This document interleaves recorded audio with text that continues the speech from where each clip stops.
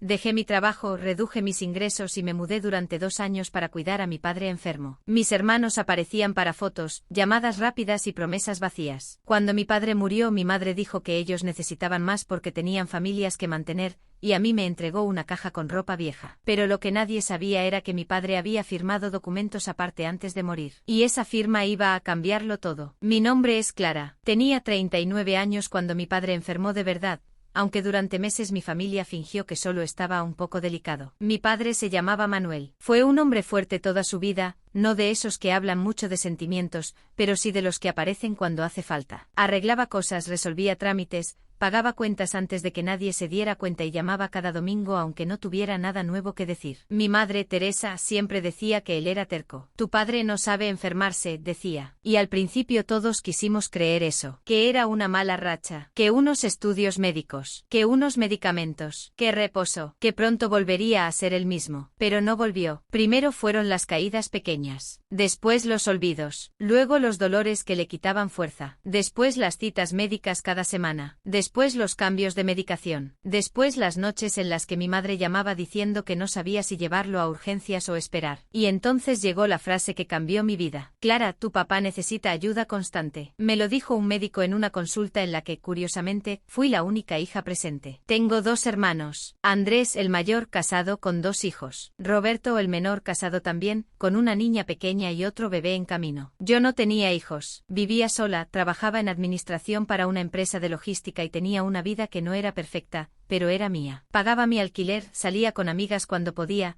estaba intentando ahorrar para comprar un departamento pequeño y había empezado un curso para mejorar mis posibilidades laborales. Nada de eso importó mucho cuando mi padre empezó a enfermar, porque en mi familia, no tener hijos significaba tener tiempo infinito. No importaba que yo trabajara, no importaba que tuviera cuentas, no importaba que tuviera cansancio, no importaba que tuviera una vida. Mis hermanos tenían familias que mantener. Yo tenía más flexibilidad. La primera reunión familiar para organizar los cuidados fue en casa de mis padres. Estábamos mi madre, mis 2 hermanos, sus esposas y yo. Mi padre estaba en su habitación descansando. Mi madre tenía los ojos hinchados. Yo no puedo sola, dijo. Su padre necesita ayuda con medicamentos, citas, comidas, baño, todo. Yo también estoy grande. Andrés fue el primero en hablar. Mamá, claro que no vas a estar sola. Nos vamos a organizar. Roberto asintió. Sí, lo hacemos entre todos. Papá siempre estuvo para nosotros. Yo respiré con alivio. De verdad les creí. Andrés sacó el celular. Yo puedo venir los sábados por la mañana. Su esposa, Paula, lo miró. Pero los sábados los niños tienen actividades. Bueno, algunos sábados, corrigió él. O por la tarde. Roberto dijo, yo puedo encargarme de algunas citas médicas dependiendo del horario. Ya sabes que con la niña y el embarazo de Laura estamos complicados, pero algo haré. Yo dije, puedo venir 3 días por semana después del trabajo. También puedo ayudar con los medicamentos y organizar una planilla. Mi madre me miró como si hubiera encontrado aire. Tú eres la que mejor entiende esas cosas, hija. En ese momento la frase me pareció un reconocimiento. Después entendí que era el principio de mi condena. Esa noche hicimos un calendario. Lunes, miércoles y viernes, yo pasaría después del trabajo. Sábado, Andrés. Domingo, Roberto. Mi madre cubriría el resto con apoyo según urgencias. Todos parecíamos comprometidos. Todos decían las palabras correctas. Cuenta conmigo. Avísame lo que haga falta. No estás sola. Esto es de todos. El calendario duró 11 días. El primer sábado, Andrés canceló. Clara, perdón, el niño tiene fiebre. Voy mañana. El domingo no fue porque, según dijo, había pasado mala noche. Roberto dijo que podía ir, pero solo media hora porque tenía comida con la familia de su esposa. Se tomó una foto con mi padre, la subió al grupo familiar con el texto, aquí con mi viejo siempre fuerte, y se fue antes de que terminara la medicación de la tarde. Yo fui el lunes. El martes mi madre me llamó llorando porque mi padre se había caído intentando ir al baño. Salí del trabajo antes de tiempo. Mi jefe me miró con preocupación. Clara, ¿todo bien? Mi padre está enfermo. Necesito ir. Claro, ve. Ese claro duró pocas semanas. Después empezó a convertirse en miradas, correos, reuniones pendientes y frases como: entendemos tu situación, pero necesitamos estabilidad. La enfermedad no respeta horarios laborales. Mi padre podía estar relativamente bien a las 10 de la mañana y confundido a las 3 de la tarde. Podía dormir una noche completa o despertarse 5 veces. Podía aceptar la comida o negarse como un niño terco. Podía llorar porque no quería ser una carga y una hora después, gritar de frustración porque no podía levantarse solo. Yo no estaba preparada para eso. Nadie lo está. Aprendí a separar pastillas por horarios. Aprendí a hablar con médicos sin romperme. Aprendí a insistir con seguros. Aprendí a levantar a mi padre con cuidado para no lastimarlo ni lastimarme. Aprendí a reconocer cuando mi madre estaba a punto de colapsar. Aprendí a dormir con el teléfono junto a la cara. Mis hermanos aprendieron otra cosa. A escribir mensajes bonitos. Andrés, ¿cómo amaneció papá? Mándame foto. Roberto, dile al viejo que lo quiero. Esta semana trato de pasar. Andrés, gracias por todo, hermana. Eres un ángel. Roberto, estamos contigo. Estamos. Esa palabra empezó a darme rabia. Porque ellos estaban en el grupo. Yo estaba en la farmacia. Ellos estaban en llamadas de 5 minutos. Yo estaba cambiando sábanas a las 2 de la madrugada. Ellos estaban en fotos. Yo estaba anotando síntomas para el médico. Al mes y medio, mi jefe me llamó a su oficina. No hizo falta que dijera mucho. Clara, sabemos que estás pasando por algo difícil. Pero estás saliendo mucho, llegando tarde, cancelando reuniones. Necesitamos saber si vas a poder sostener tu carga. Yo tenía ojeras, dolor de espalda y la mente partida entre un informe pendiente y la próxima cita de mi padre. Estoy intentando organizarme. Lo sé, pero necesitamos una solución. La solución fue reducir mi jornada. Menos horas, menos salario, menos posibilidades de ascenso, más tiempo para cuidar. Cuando se lo conté a mi familia, Andrés respondió: bueno, al menos así puedes estar más tranquila con papá. Al menos, no dijo cómo compensamos la parte de ingresos que pierdes. No dijo: yo puedo pagar una cuidadora unas horas. No dijo: eso no debería recaer en ti. Solo, al menos, Roberto escribió: eres la única que podía hacerlo, Clara. Papá se calma contigo. Mi madre, llorando, me abrazó y dijo: Dios te va a recompensar. Yo no quería que Dios me recompensara. Quería que mis hermanos cumplieran turnos. A los 3 meses, mi vida ya no era mía. Iba al trabajo por la mañana, salía, compraba medicamentos, pasaba por casa de mis padres, preparaba comida, revisaba la presión de mi padre, ayudaba a mi madre a bañarlo si hacía falta, actualizaba la libreta médica, respondía mensajes de mis hermanos y volvía a mi apartamento tarde, solo para dormir poco y repetir. Después mi madre empezó a decir que sería mejor que me quedara algunos días. Solo mientras se estabiliza, dijo. Me llevé ropa para una semana. Esa semana se convirtió en 2. Luego en un mes. Luego mi apartamento empezó a sentirse como un lugar donde solo iba a buscar ropa limpia y revisar correo. Al 5.º mes subarrendé mi apartamento a una amiga de una amiga para no perderlo del todo. Me mudé a casa de mis padres temporalmente. Temporalmente duró 2 años. Mi habitación era el cuarto donde antes guardaban cosas. No voy a describirlo porque el cuarto no importa. Lo que importa es que mi vida entró en 3 maletas mientras mis hermanos seguían diciendo que estaban pendientes. La primera gran emergencia fue una noche de fiebre. Mi madre estaba agotada y se había quedado dormida en el sofá. Yo estaba revisando facturas médicas cuando escuché a mi padre quejarse. Tenía la piel ardiendo, respiraba raro y no respondía bien. Llamé a urgencias. Después llamé a Andrés. No contestó. Llamé a Roberto. Contestó con voz de sueño. ¿Qué pasa? Papá tiene fiebre alta. Voy a llevarlo a urgencias. Necesito que vengas o que avises a Andrés. Clara. Son las 2 de la mañana. Lo sé, no puedo dejar a Laura sola con la niña. Entonces llama a Andrés. Seguro está dormido. Roberto, suspiró. Manténme informado. Manténme informado. Esa noche cargué documentos, desperté a mi madre, llamé un taxi adaptado, acompañé a mi padre a urgencias, respondí preguntas, sostuve la mano de mi madre y pasé 7 horas sin dormir. A las 9 de la mañana, Andrés escribió al grupo. ¿Cómo sigue papá? Me acabo de enterar. Roberto respondió. Clara está con él. Gracias, hermana. Gracias, hermana. La frase más barata de la historia. Durante los meses siguientes, ese patrón se repitió con distintas versiones. Andrés prometía ir el sábado. Cancelaba porque uno de sus hijos tenía partido. Roberto decía que pasaría el domingo. Llegaba con prisa, le daba un beso a mi padre, se tomaba una foto y se iba porque la niña se aburría. Sus esposas mandaban mensajes amables, pero tampoco aparecían. Cuando los familiares preguntaban, ellos decían: estamos turnándonos. Y técnicamente si uno contaba una visita de 40 minutos cada 2 semanas como turno,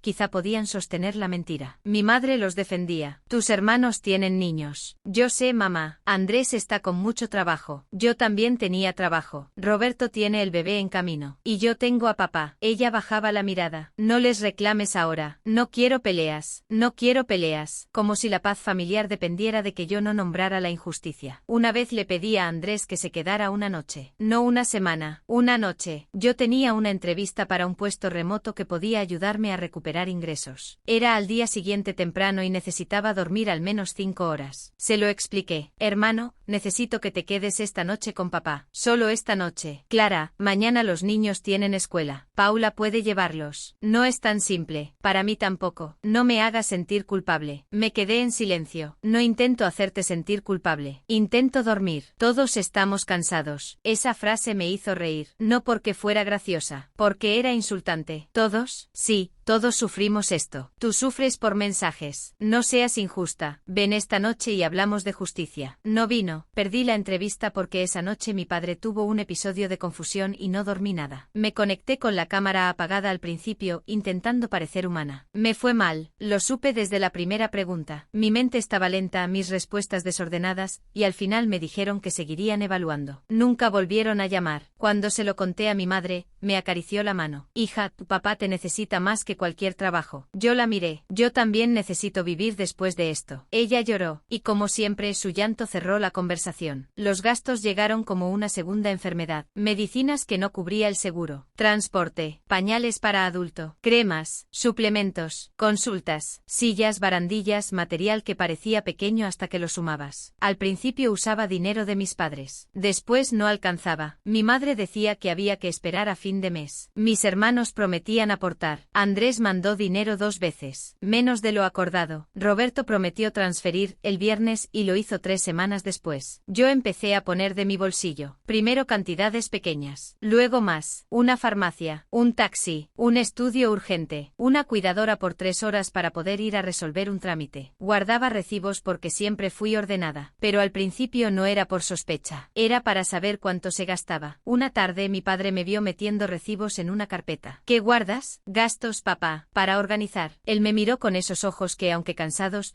todavía entendían más de lo que todos creían. Guarda todo. Sí, por control. No, por ti. Me quedé quieta. Por mí, algún día pueden decir que no fue tanto. Sentí un nudo en la garganta. No digas eso. Tus hermanos hablan bonito. Papá, yo sé quién me da las pastillas cuando no puedo dormir. No supe qué responder. Él cerró los ojos. No dejes que te borren. Fue la primera vez que usó esa frase. No dejes que te borren. En ese momento pensé que era tristeza, que se sentía culpable, que hablaba desde la enfermedad. Después entendí que estaba viendo venir algo que yo no quería mirar. Desde ese día guardé más. Recibos, capturas, mensajes, correos, cancelaciones, promesas, transferencias, consultas, fechas de urgencias. También empecé a escribir una especie de diario de cuidado. No poético, práctico. Martes, fiebre a las 2:15. Medicamento administrado. Llamé a Roberto, no pudo venir. Viernes, Andrés canceló turno. Motivo, actividad escolar. Domingo, compra de pañales y medicación. Pagué yo. Pendiente reembolso. Miércoles, cita con neurólogo. Acompañé yo. Mamá no podía caminar mucho. Hermanos ausentes. No sabía para qué serviría, pero mi padre me lo pidió con tanta seriedad que seguí. El primer conflicto abierto con mis hermanos ocurrió en el cumpleaños de mi padre. Mis hermanos llegaron con sus familias. Trajeron una torta, globos y regalos. Mi padre estaba cansado, pero sonrió al ver a los nietos. Se tomaron muchas fotos. Andrés publicó una en redes, celebrando al guerrero de la familia. Siempre juntos, siempre juntos. Yo estaba en la cocina triturando comida porque mi padre ya no podía comer cualquier cosa. Vi la publicación y sentí una rabia tan fuerte que tuve que apoyar las manos en la mesa. Después de la comida, Andrés dijo: papá se ve bien hoy. A veces creo que te preocupas demasiado, Clara. Lo miré. Se ve bien porque lo preparamos todo para que hoy pudiera estar sentado 1 hora. Roberto añadió: sí, pero también tienes que relajarte. Estás muy intensa. Intensa. Ahora yo era intensa. ¿Saben cuántas veces se levantó anoche? Andrés miró a Roberto. No. 5. ¿Saben cuántas pastillas toma al día? Silencio. ¿Saben cuál le cambiaron esta semana? Roberto suspiró. No nos hagas examen. No es examen. Es la vida de papá. Andrés bajó la voz. No tienes que atacarnos. Les pedí ayuda real. Ayudamos como podemos. No. Ayudan como les resulta cómodo. Mi madre apareció en la puerta. Clara, por favor. No hoy. Claro, no hoy. Nunca hoy. Nunca durante cumpleaños. Nunca durante crisis. Nunca durante días buenos. Nunca durante días malos. Nunca frente a papá. Nunca frente a familiares. Nunca. Esa noche, después de que todos se fueron, mi padre me pidió agua. Se la di. Me tomó la mano con poca fuerza. No gastes tu voz donde no quieren oír. Papá, estoy cansada. Lo sé. No quiero pelear por cuidar cuidarte. No estás peleando por cuidarme. Estás peleando porque te dejan sola. Lloré en silencio. Él también. No fue una escena dramática. Fue peor. Fue una verdad pequeña en una habitación oscura,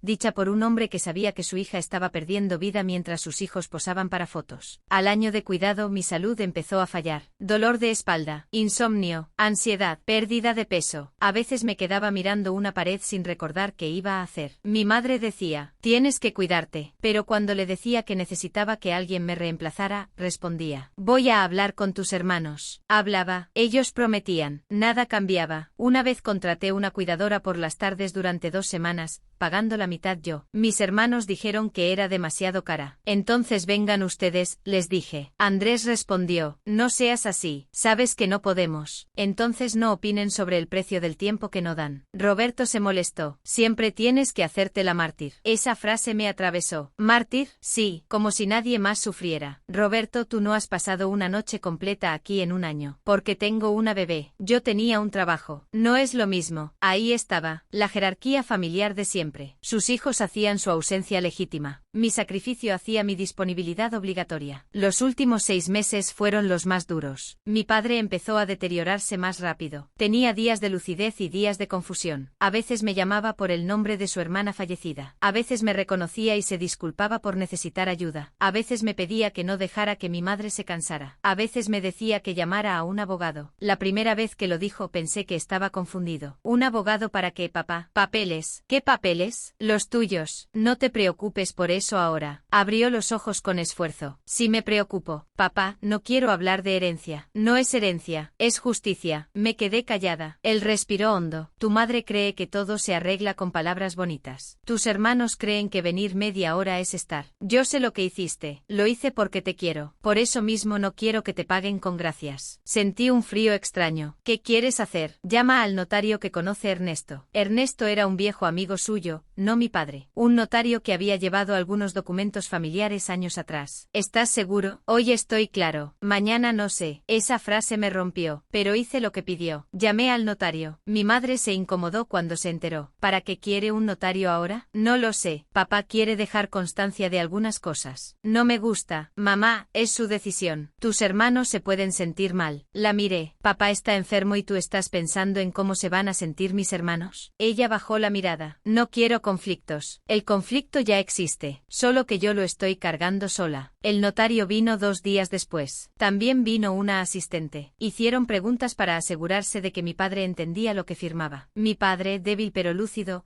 respondió con una claridad que sorprendió incluso a mi madre. Yo no estuve en toda la conversación. El notario pidió hablar con él a solas durante una parte. Me pareció correcto. Después me llamaron. Mi padre tenía varios documentos. No me explicó todo en ese momento. Solo me dijo, estos papeles se guardan en la carpeta azul. Papá, escucha, me callé. Hay una declaración de que fuiste mi cuidadora principal. Hay reconocimiento de gastos que cubriste. Hay instrucciones sobre una cuenta que es mía. Y una carta. Mi madre se puso rígida. Manuel, ¿qué hiciste? Él la miró. Lo que debía. Pero el testamento. El testamento no cuenta todo. Mi madre no dijo nada. Yo tampoco, porque no sabía si sentir alivio, miedo o culpa. Mi padre me miró. No uses esto mientras yo esté vivo. No quiero usar nada. Lo sé. Por eso te lo dejo a ti. El notario me entregó copias y explicó que ciertos documentos quedarían también registrados o respaldados según correspondía. No voy a decir que entendí todo. Mi cabeza estaba llena de enfermedad, cansancio y miedo. Pero entendí algo. Mi padre estaba intentando protegerme de una versión futura de mi familia. Guardé la carpeta azul en una caja con mis documentos. No se la mencioné a mis hermanos. Mi madre tampoco habló de eso. Pero desde ese día la noté diferente. Más tensa conmigo, más dulce con mis hermanos. Como si ya estuviera compensando algo que todavía no había ocurrido. El final de mi padre llegó una madrugada tranquila. Después de tantas urgencias, de tantas noches de fiebre, de tantas carreras, fue extrañamente silencioso. Yo estaba allí. Mi madre también. Mis hermanos llegaron después. Andrés entró llorando fuerte, abrazó a mi madre y dijo, no llegué. Roberto se sentó junto a la cama y lloró como un niño. Yo no pude llorar al principio. Estaba vacía. Había pasado 2 años anticipando ese momento y aún así no estaba lista. Pero también había pasado 2 años sin dormir, sin vida propia, sin descanso real. Mi dolor venía mezclado con agotamiento. Y eso me hizo sentir culpable. En el funeral, Todos hablaron de unidad. Andrés hizo un discurso sobre el ejemplo de mi padre. Roberto dijo que la familia siempre estuvo junta. Mi madre recibía abrazos. Yo recibía frases como: fuiste muy fuerte, tu papá te necesitaba, qué bendición que pudiste estar con él. Pudiste, como si hubiera sido un privilegio sin costo. Como si no hubiera dejado trabajo, ingresos, salud, casa, proyectos. Como si cuidar fuera solo amor y no también desgaste. Después del funeral, mis hermanos empezaron a aparecer más que en los 2 años anteriores. No para ayudar, para opinar. Ahora tenemos que cuidar a mamá, dijo Andrés. Sí, respondí. Organicemos turnos. Silencio. Roberto dijo: bueno, hay que ver. Mamá está más independiente que papá. Claro, ahora sí había matices. Ahora sí había que ver. Ahora sí nada era urgente. Mi madre empezó a hablar de papeles una semana después. Yo todavía dormía mal. Todavía me despertaba a las 3 de la mañana pensando que debía revisar medicamentos. Todavía escuchaba la voz de mi padre llamándome. Una tarde, mientras tomábamos café, mi madre dijo: pronto tendremos que hablar del testamento. Sentí un cansancio inmediato. No estoy lista. Nadie lo está, hija. Pero hay cosas que ordenar. Sí, me miró con una suavidad que me dio miedo. Quiero que entiendas algo antes de que se lea. No respondí. Tu padre sabía que tus hermanos tenían familias que mantener. Espero que no tomes personal algunas decisiones. La taza se quedó suspendida en mi mano. ¿Qué significa eso? Solo digo que cada uno tiene necesidades distintas. La miré. Durante 2 años mis necesidades no habían importado porque mis hermanos tenían familias. Ahora, después de cuidar a mi padre hasta el final,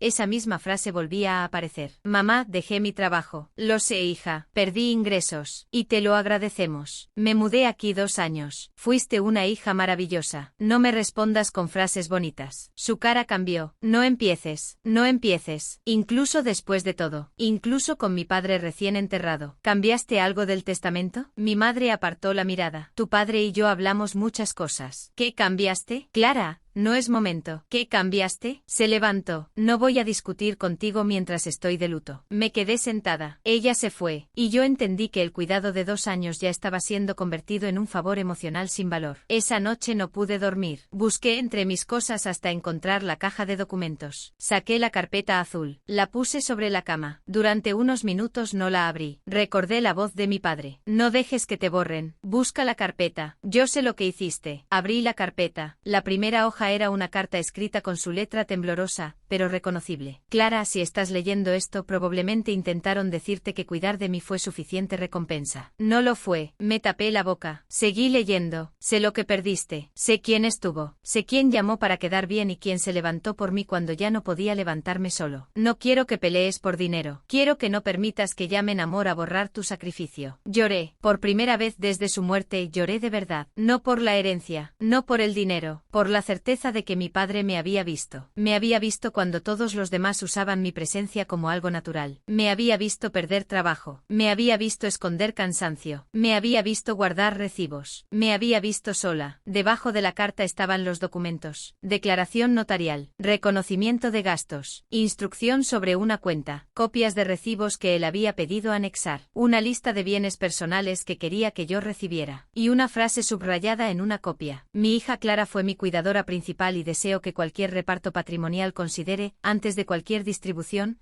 los gastos, pérdidas y cuidados documentados que ella asumió en mi beneficio. No entendí todas las implicaciones, pero entendí algo. Mi madre podía decir que mis hermanos tenían familias que mantener. Mis hermanos podían decir que todos sufrimos. La familia podía darme las gracias y esperar que me callara. Pero mi padre había dejado su versión por escrito. Y esta vez, no iban a poder borrarme tan fácilmente. La lectura del testamento fue 2 semanas después. Mi madre insistió en que fuéramos todos a casa de Andrés, porque decía que hacerlo en la casa donde mi padre había muerto le parecía demasiado doloroso. Yo acepté porque en ese momento todavía estaba cansada de pelear incluso antes de empezar. Llegué con la carpeta azul en mi bolso. No la puse sobre la mesa. No la mencioné. Solo la llevé conmigo como si fuera una mano de mi padre apoyada en mi espalda. Estaban mi madre, Andrés, Roberto, sus esposas y yo. También estaba un abogado que había trabajado con mis padres en algunos asuntos patrimoniales. No era el notario de la carpeta azul. Eso me llamó la atención. pero no dije nada. Mi madre estaba vestida de luto y con la cara de una mujer que había decidido sufrir en público antes de que alguien pudiera hacerle preguntas incómodas. Andrés me saludó con un abrazo rápido. Clara, pase lo que pase, no quiero que esto nos divida. Roberto asintió. Sí, papá habría querido paz. Yo los miré. Durante 2 años, papá había querido que fueran. Eso no les preocupó tanto. Nos sentamos. El abogado empezó a leer. Al principio fueron cosas normales. Cuentas pequeñas, objetos personales, algunos ahorros, trámites pendientes. Después empezó la parte importante. La casa familiar quedaba para mi madre mientras viviera,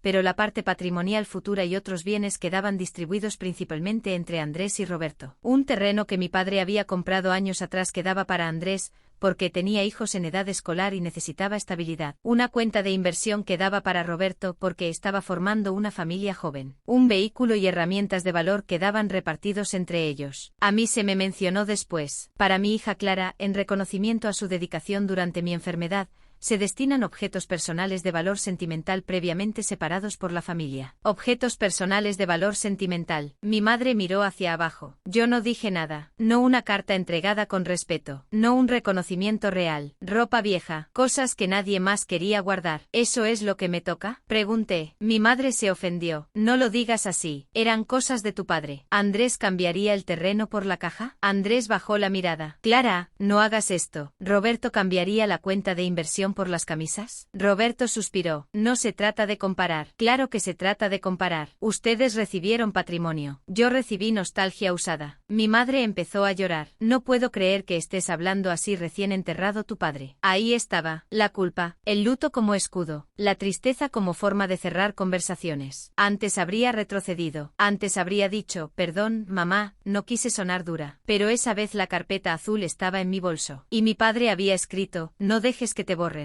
Mamá, dije, ¿cuándo se cambió este testamento? El abogado levantó la vista. Mi madre se quedó quieta. Andrés miró a Roberto. Roberto miró a su esposa. Clara, dijo mi madre, no es momento de acusaciones. Pregunté cuándo. El abogado intervino con cautela. Hubo una modificación parcial hace aproximadamente 1 año y medio. 1 año y medio. Yo estaba viviendo en casa de mis padres. Yo estaba pagando medicamentos. Yo estaba reduciendo jornada. Yo estaba levantándome de noche. Y mientras tanto mi madre estaba reorganizando la herencia para quienes aparecían los domingos con el celular listo. ¿Papá estaba de acuerdo? Pregunté. Mi madre respondió demasiado rápido. Sí, ¿seguro? Se enderezó. ¿Me estás llamando mentirosa? Estoy preguntando si papá estuvo de acuerdo en dejar casi todo a los hijos que no cuidaron de él. Andrés golpeó la mesa con la palma. Ya basta. Lo miré lentamente. No golpees mesas conmigo. No te vi golpear ninguna puerta de hospital a las 3 de la mañana. Su esposa Paula susurró. Andrés, Roberto dijo. Todos sufrimos, Clara. Ahí me reí. No fuerte. Una risa seca. Sí, todos sufrieron. Ustedes sufrieron viendo mis actualizaciones en el grupo. Eso es injusto, dijo Roberto. Injusto fue que yo pagara medicinas mientras tú subías fotos diciendo siempre con papá. Su cara se puso roja. Mi madre lloró más fuerte. Tu padre no habría querido esto. Abrí el bolso. Saqué la carpeta azul. La puse sobre la mesa. Entonces escuchemos también lo que papá sí quiso dejar por escrito. El ambiente cambió. No fue dramático de película. Fue peor. Fue un silencio pesado, real, lleno de miedo. Mi madre miró la carpeta como si la conociera. Eso me confirmó que sabía más de lo que había dicho. El abogado preguntó, ¿qué es eso? Documentos que mi padre firmó antes de morir. Con notario, con declaración de voluntad, reconocimiento de gastos y una carta. Andrés frunció el ceño. ¿Qué documentos? Los que papá me pidió guardar cuando todavía estaba lúcido. Mi madre dijo, Clara, eso no tiene nada que ver con el testamento. No lo sabes. Tu padre estaba enfermo. La miré. Estaba enfermo cuando les convenía que firmara el cambio del testamento. Pero estaba demasiado enfermo cuando firmó algo que me protegía a mí. Mi madre abrió la boca y la cerró. El abogado pidió ver la carpeta. No se la di completa. Saqué copias. Había aprendido algo de tantos meses cuidando y guardando papeles. Nunca entregues el único original en una habitación llena de gente que acaba de intentar borrarte. Le pasé copias al abogado. Primero leyó la declaración notarial. Su expresión cambió. Luego el reconocimiento de gastos. Después la instrucción sobre una cuenta. Luego la carta. No leyó la carta en voz alta completa, pero sí se detuvo en varias partes. Mi madre empezó a moverse nerviosa. Manuel no me dijo todo eso. Si te dijo que quería dejar constancia, respondí. Tú no quisiste escucharlo. Andrés se inclinó hacia el abogado. ¿Eso es válido? El abogado no respondió enseguida. Ese silencio fue hermoso. No porque yo quisiera ganar una batalla familiar. sino porque por primera vez en años mis hermanos esperaban una respuesta que no podían controlar. Necesito revisar todo con detalle, dijo el abogado. Pero estos documentos no pueden ignorarse. Algunos podrían tener efectos fuera del reparto testamentario principal, especialmente si hay beneficiarios designados o reconocimiento de obligaciones. Roberto frunció el ceño. ¿Obligaciones? El abogado miró el papel. Aquí hay un reconocimiento de gastos asumidos por Clara en beneficio directo de su padre. Medicación, transporte, asistencia, adecuaciones, pagos documentados. También hay una manifestación expresa de que esos gastos deben ser compensados antes de cualquier distribución de determinados bienes. Andrés se volvió hacia mí. ¿Estás cobrando por cuidar a papá? La pregunta me golpeó, pero ya no me rompió. No, estoy impidiendo que ustedes llamen amor a mi ruina económica. Roberto dijo, nadie te obligó a pagar cosas. Lo miré. No, solo me dejaron sola hasta que pagar cosas era la única forma de que papá tuviera lo que necesitaba. Mi madre susurró, Clara, por favor. No. Por favor me decían cuando necesitaban que saliera del trabajo. Por favor me decían cuando había que comprar medicina. Por favor me decían cuando Andrés no podía. Por favor me decían cuando Roberto estaba ocupado. Ahora ya no hay por favor. Ahora hay documentos. Andrés se levantó. No voy a quedarme aquí para que me insultes. Siéntate, dije. Me sorprendió mi propia voz. Fría, firme, cansada de pedir permiso. Perdón, durante 2 años yo me senté a esperar que ustedes llegaran. Ahora te sientas tú a escuchar lo que papá dejó. No se sentó por obediencia, se sentó porque el abogado seguía leyendo. La caja con ropa vieja quedó junto a la pared,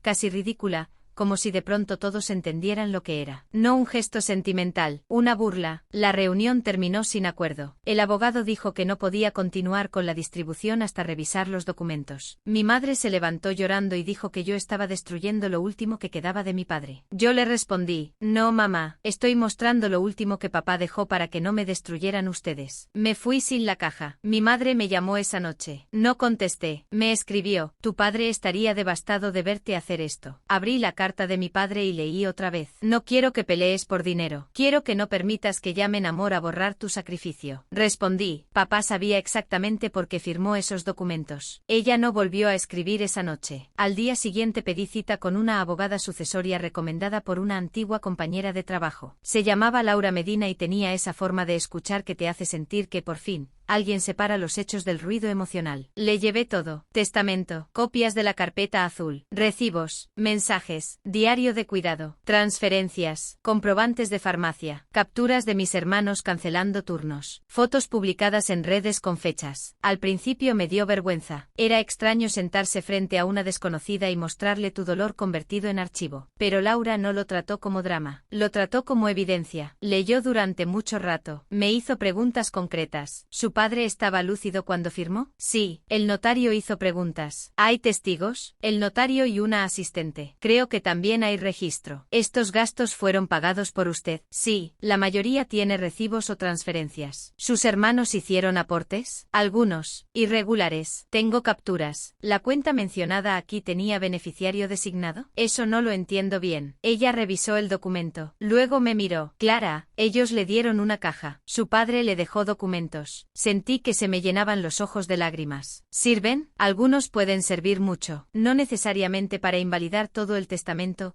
eso habría que analizarlo. Pero hay bienes y obligaciones que no se tratan igual. Si hay una cuenta con beneficiaria designada, puede quedar fuera del reparto ordinario. Si hay reconocimiento de deuda y gastos, se puede reclamar antes o dentro del proceso sucesorio según corresponda. Y esta declaración notarial puede tener mucho peso para demostrar que usted fue cuidadora principal y que su padre quiso compensarla. Respiré por primera vez en días. Mi madre dice que papá estaba enfermo. Estar enfermo no significa estar incapacitado. Si el notario verificó lucidez, y no hay prueba médica de incapacidad en ese momento, no basta con decirlo. Mis hermanos van a decir que lo manipulé. Laura levantó una ceja. ¿Usted llamó al notario? Sí, porque mi padre me lo pidió. ¿Estuvo presente en la conversación completa? No. El notario habló con él a solas. Eso ayuda. Luego dijo la frase que me dio fuerza. No vamos a discutir sentimientos. Vamos a ordenar hechos. Hechos. Durante 2 años mi familia había vivido de sentimientos convenientes. Tus hermanos tienen familias. Tu madre está sufriendo. Papá habría querido paz. Todos Todos ayudaron a su manera. Hechos era otra lengua, y yo la hablaba. La abogada envió una notificación formal. Solicitaba suspensión de cualquier reparto hasta revisar los documentos firmados por mi padre. Pedía inventario completo de bienes. Reclamaba reconocimiento de deuda por gastos de cuidado documentados. Solicitaba cumplimiento de la designación de beneficiaria de la cuenta mencionada. Pedía copia de las modificaciones testamentarias y documentación de capacidad al momento de firma. También advertía que cualquier intento de ocultar bienes, retirar fondos o disponer de objetos señalados por mi padre sería respondido legalmente. La reacción fue inmediata. Andrés me llamó furioso. ¿De verdad vas a demandar a mamá? No contestaré llamadas sobre esto. Habla con mi abogada. No te escondas detrás de una abogada. Ustedes se escondieron detrás de un testamento cambiado mientras yo cuidaba a papá. Eres una interesada. Soy la persona que pagó lo que ustedes prometieron cubrir. Papá era nuestro padre también. Entonces debieron comportarse como hijos también. Colgué. Roberto me mandó un audio. Lo escuché una vez. Decía que estaba decepcionado, que sus hijos no tenían culpa, que yo estaba poniendo dinero por encima del dolor, que él siempre me admiró y que no entendía en qué momento me volví así. Le respondí por escrito. Me volví así en las noches que tú prometiste venir y no viniste. Todo lo demás lo tratará mi abogada. Mi madre fue peor. No gritó, lloró. Eso era más difícil. Me llamó desde otro número porque yo no contestaba el suyo. Clara, hija, no hagas esto. Mamá, te dije que hablaras con mi abogada. Soy tu madre, y yo fui la cuidadora de papá durante 2 años. Eso tampoco te detuvo. Tus hermanos tienen niños. No entiendes la presión. Me quedé en silencio, no porque no tuviera respuesta, porque no podía creer que siguiera usando la misma frase. Yo también tenía una vida, pero tú eras la que podía. No, mamá, yo fui la que aceptó, y ustedes confundieron mi amor con obligación. Ella lloró. Yo perdí a mi esposo, y yo perdí a mi padre, mi trabajo, mi salud y casi mi futuro. No uses tu duelo para borrar el mío. Tu padre no habría querido que pelearan. Papá firmó documentos porque sabía que ustedes iban a decir eso. Silencio. Luego dijo, esa carpeta te cambió. No. La carpeta mostró lo que ustedes querían ocultar. Colgué. No fue fácil. Después lloré durante media hora, pero no llamé para disculparme. Esa fue una victoria pequeña. La primera reunión legal fue un mes después. Esta vez no estábamos en casa de Andrés ni en la sala familiar donde todo podía convertirse en llanto. Estábamos en una oficina, con abogados, con documentos sobre la mesa. Y esa diferencia lo cambió todo. Mi madre llegó con Andrés y Roberto. Ella parecía ofendida de estar allí. Mis hermanos parecían seguros al principio,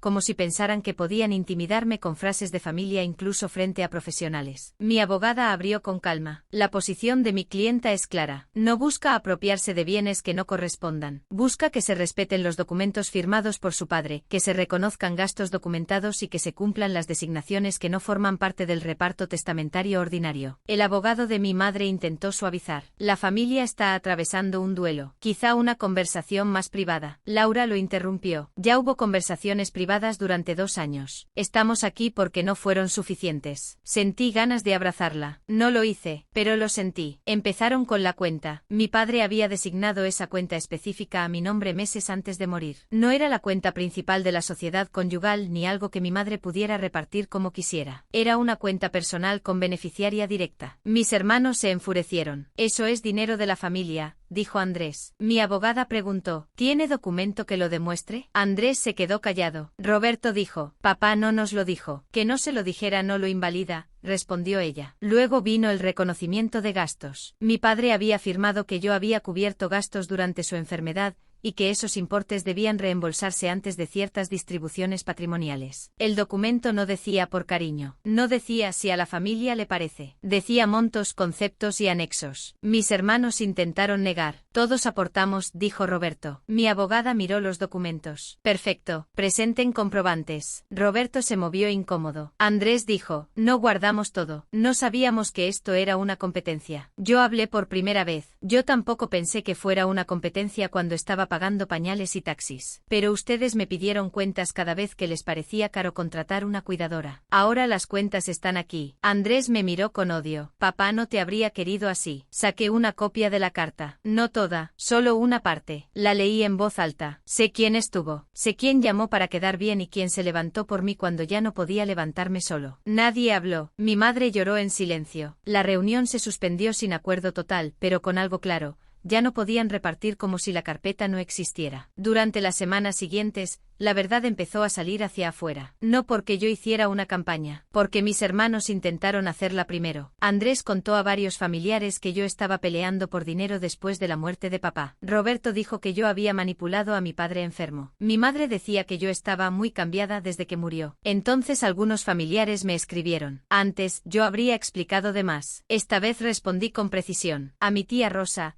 me dijo que no rompiera la familia por dinero, le respondí. Durante 2 años pedí turnos para cuidar a papá. Nadie habló de romper la familia, cuando Andrés y Roberto cancelaban. Ahora hay documentos firmados por papá reconociendo lo que hice. A mi primo Esteban, que insinuó que yo me aproveché de la enfermedad, le envié una captura de Andrés cancelando una noche de cuidado por una fiesta escolar, otra de Roberto diciendo manténme informado durante una urgencia, y una foto del recibo de hospital pagado por mí. No volvió a escribir. Mi tía Carmen, en cambio, me llamó llorando. Yo no sabía que habías pagado tanto. Casi nadie preguntó. Tu madre siempre decía que tus hermanos ayudaban. Ayudaban a su manera. La frase salió amarga. Hija, perdón. Yo también creí eso. No necesitaba que todos me dieran la razón. Pero cada persona que dejaba de repetir la versión de mis hermanos hacía que yo respirara mejor. El notario declaró. No en un juicio espectacular, sino mediante los canales formales que correspondían. Confirmó que mi padre había estado lúcido, que pidió hablar a solas,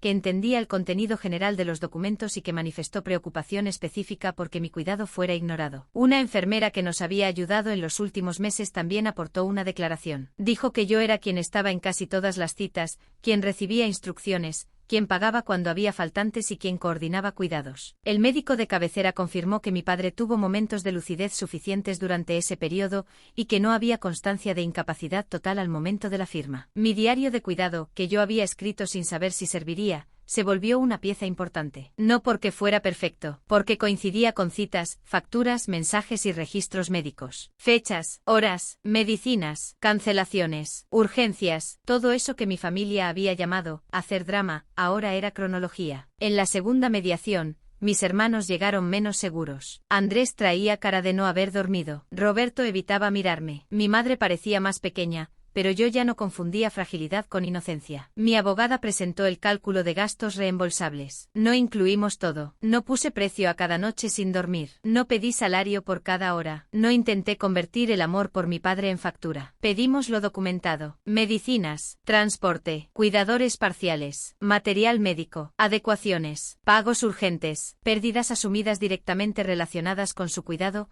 en la medida que los documentos permitían reclamar. Aún así, la suma era alta. Andrés se indignó. Esto nos deja con mucho menos. Yo respondí, a mí cuidar a papá me dejó con mucho menos. Roberto dijo, pero tú lo hiciste porque querías. Sí, y ustedes no lo hicieron porque no quisieron. Mi madre cerró los ojos. Clara, no mamá, durante años escuché que tenían familias que mantener. Perfecto, yo también tenía una vida que sostener. La solté por papá. Papá lo reconoció. Ustedes no. El abogado de ellos intentó negociar una cantidad menor. Mi abogada se mantuvo firme. La cuenta designada a mi nombre no se tocaba. El reconocimiento de gastos debía cumplirse. Algunos bienes personales señalados por mi padre debían entregarse. La caja con ropa vieja no aparecía en ningún documento de mi padre. Esa había sido idea de mi madre. Y cuando mi abogada pidió los bienes personales que mi padre se había listado para mí, mi madre se puso rígida. Esas cosas están en la casa. Entonces se entregarán, dijo mi abogada. Algunas son importantes para todos. Entonces debieron respetar la lista del señor Manuel. La lista incluía su reloj bueno,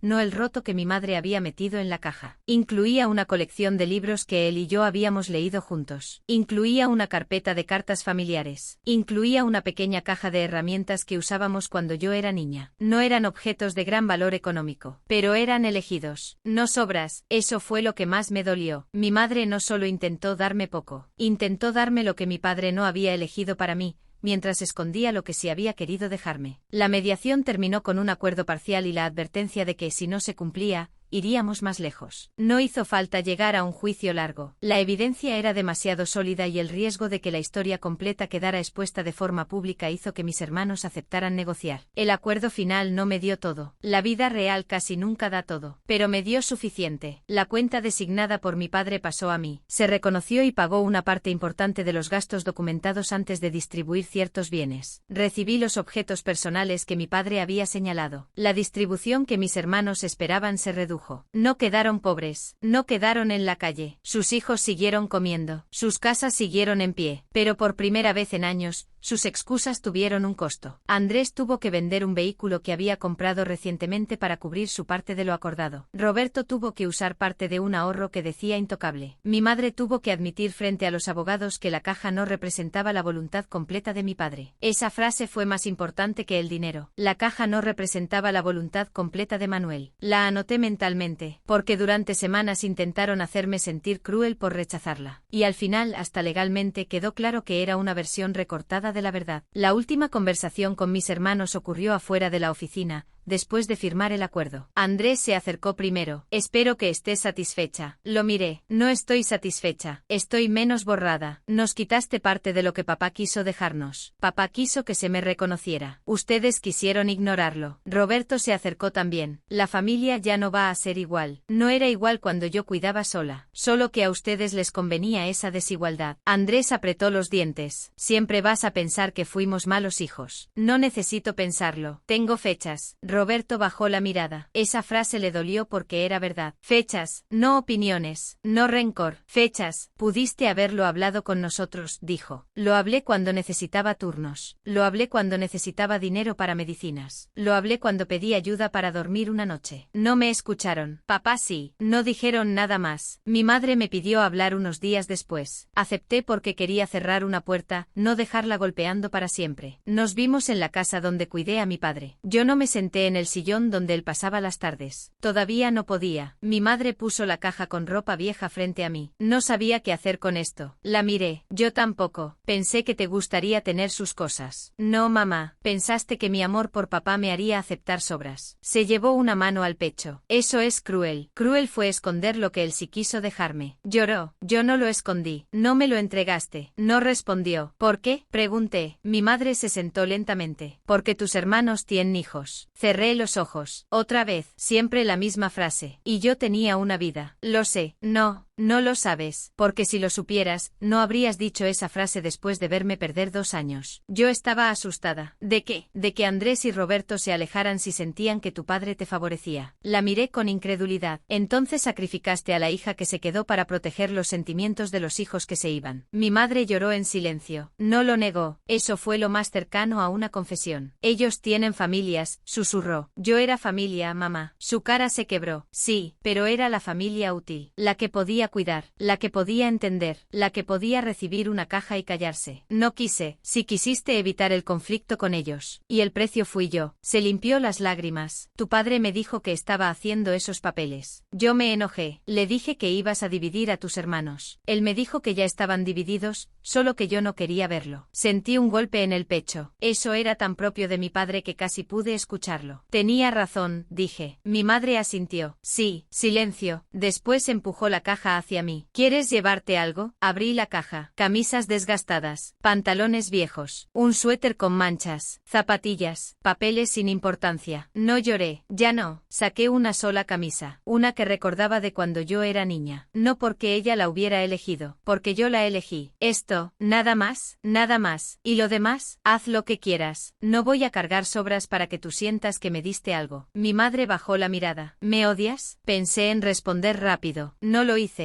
No, pero ya no confío en ti de la misma manera. Eso le dolió más que un insulto. Algún día, no lo sé, me levanté. Voy a reconstruir mi vida. Eso es lo que papá quería. Él te amaba mucho. Lo sé, por eso dejó firma. No solo palabras. Me fui con la camisa, los documentos y los objetos que mi padre realmente había elegido. No con la caja, nunca con la caja. Con el dinero que recibí no me volví rica. Esa parte quiero dejarla clara. No compré una casa enorme. No me fui a vivir una vida de lujo. Pagué deudas. Recuperé mi apartamento cuando terminó el subarriendo. Tomé 3 meses para dormir, ir al médico a atender mi espalda, revisar mi salud y recordar cómo era vivir sin escuchar una alarma de medicamentos cada 4 horas. Después busqué trabajo. No fue fácil explicar 2 años fuera del ritmo laboral, pero esta vez no lo presenté como vacío. Lo presenté como lo que fue: gestión de cuidados complejos, coordinación médica, administración de recursos, trámites, logística, presupuesto y resistencia. Una entrevistadora me preguntó, ¿y qué aprendió de esa etapa? Pensé en mi padre, pensé en mis hermanos, pensé en la carpeta azul. Respondí, aprendí que el trabajo invisible sigue siendo trabajo,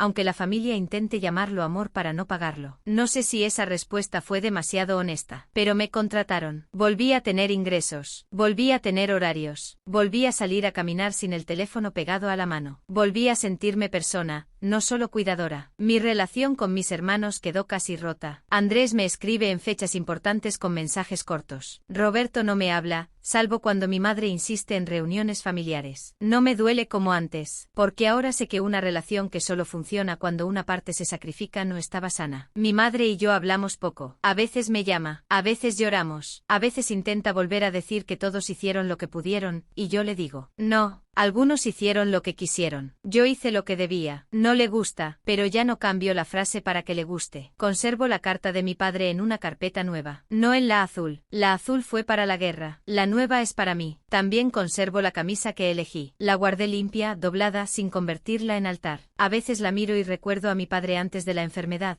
cuando todavía podía caminar sin ayuda y me llamaba para preguntarme si había comido. Pero lo que más conservo no es un objeto, es una frase. No dejes que te borren. Durante 2 años me borré yo misma pensando que eso era amor. Dejé de hablar de mi cansancio, dejé de hablar de mi dinero, dejé de hablar de mis oportunidades, dejé de hablar de mi vida. Y cuando mi padre murió, mi familia intentó completar el borrado con una caja de ropa vieja y un discurso sobre hermanos con familias que mantener. Pero mi padre había visto todo. Había visto quién estuvo. Había visto quién posó, había visto quién prometió, había visto quién pagó, había visto quién lloró en silencio y siguió al día siguiente. Y por eso dejó su firma donde nadie pudo borrarla. Mis hermanos tenían fotos con mi padre. Yo tenía recibos, noches sin dormir y la firma de él reconociendo la verdad. Esa vez, las fotos no ganaron.